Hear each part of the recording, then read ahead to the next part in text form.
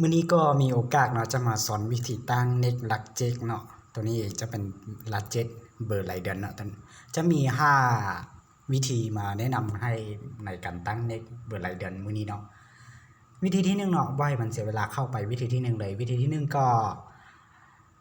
ทำอินเฮาก็กดหมายดาว789หมายดาวเนาะแล้วก็301หมายเสียงกดโทรออเนาะตัวนี้จะอยู่ที่ 10,000 กีบเนาะเงินที่เราจะได้เตินก็อยู่ที่ 10,000 กีบแล้วก็เงินที่เราจะได้มาในการลิมเน็กเนาะหรือว่า Data ตัวนี้จะอยู่ที่5 กิกะไบต์หรือว่า 5,000 เมกะไบต์เนาะใช้ได้สั่นมือวิธีที่2เนาะเราเข้าไปตัวนี้307เนาะเพียงเลข1เป็นเลข7เนาะแล้วก็กดโทรออกตัวนี้เราจะได้เตินเงินหรือว่าเงินกีบที่เราจะได้สมัครเนาะก็อยู่ที่ 2,500 กีบ 2,500 กีบเนาะเงินที่เราจะได้มาเล่นเน็ตก็อยู่ที่4 กิกะไบต์หรือว่า 4,000 เมกะไบต์เนาะใช้ได้24ชั่วโมงหรือว่ามื้อนึงเลยเนาะมื้อนึงวิธีที่3เนาะก็มีแต่เปลี่ยนเลข7เนาะเป็นเลข8กดโทรออกเนาะเงินกีบที่เราจะได้สมัครก็อยู่ที่15,000 กีบเนาะก็อยู่เงินที่เราจะได้มาเนาะก็อยู่ที่15 กิกะไบต์หรือว่า 15,000 เมกะไบต์เนาะใช้ได้7มื้อก็ทิกนึงเลยเนาะใช้ได้ทิกนึงตัวนี้จะได้อยู่15 กิกะไบต์เนาะวิธีที่4เนาะก็มีแต่เราตัวนี้เราจะเปลี่ยนเลข3ตัวนี้เนาะ309เนาะจะเป็น350เนาะ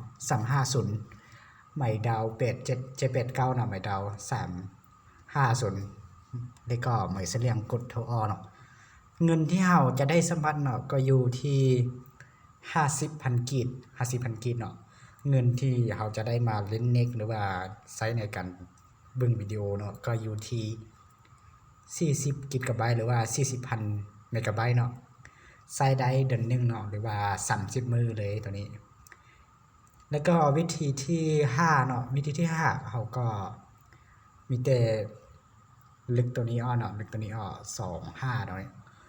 หมายดาว789หมายดาว25หมายเสียงเนาะแล้วก็กดโทรออกตัวนี้เนาะเงินที่เราจะได้สมัครเป็นพันกีบเนาะก็อยู่ที่25,000 กีบ 25,000 กีบเนาะก็เงินที่เราจะได้มาเล่นเน็ตหรือว่าในการใช้ Data ของเราเนาะก็อยู่ที่25 กิกะไบต์หรือว่า 25,000 เมกะไบต์เนาะใช้ได้ทิกนึงหรือว่า7มื้อเนาะ7มื้อตัวนี้แล้วก็5วิธีนี้เนาะจะเป็นตัวที่ข้าพเจ้าลวงมาสำหรับเบอร์รายเดือนเนาะหรือว่าเบอร์รายเดือนที่เขาตั้งมาจะตั้งเนาะเป็น5วิธีเนาะแล้วก็คลิปวิดีโอนี้เราก็มาโพสต์กันเท่านี้เนาะเจอกันคลิปใหม่เด้อ